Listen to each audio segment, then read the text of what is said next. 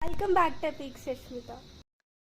మనం ముందు వీడియోలో చెప్పుకున్నట్టు అర్జునుడి వనవాసం అయిపోయిన తరువాత అక్కడికి నారద మహర్షి వించేస్తారు. అయితే ఈయన ఇంద్రప్రస్థ కంటే కొన్ని మంచి సభల గురించి చెప్పడం మొదలు పెడతారు. వాటిలో మొదటిది బ్రహ్మసభ. బ్రహ్మసభలో ఎంతోమంది బ్రాహ్మణులు, గంధర్వులు, అప్సరలు ఉంటారు.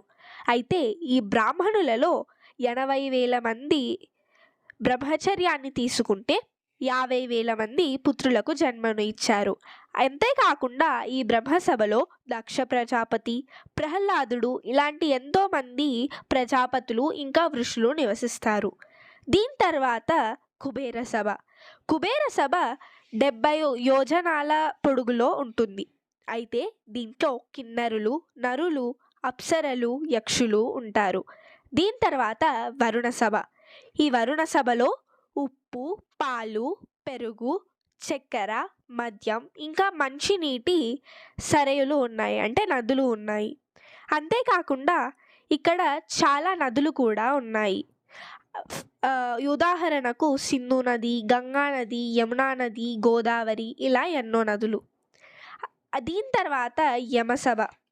అయితే యమసభలో 100 మంది మత్స్యరాజ్యానికి చెందినవారు, 100 మంది విప ఇంకా హయ, 100 మంది ధృతరాష్ట్ర అనే పేరు గలవారు, 80 మంది జనమేజయ అనే పేరువారు, 100 మంది బ్రహ్మదత్త అనే పేరువారు, 100 మంది ఇరి అనే పేరువారు, 200 మంది భీష్మ అనే పేరువారు, 100 మంది భీమ అనే పేరువారు, 100 మంది ప్రతివింధ్య అనే పేరువారు, 100 నాగులు, 100 పలస, 100 మంది కస కుస అనే పేర్లు, ఇంకా 1000 మంది సవింద అనే పేర్లు.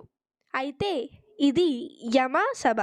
అయితే ఇంతే కాకుండా కురువంశంలో అంటే పాండవుల పూర్వీకులు 94 మంది యమసభలో ఉన్నారు.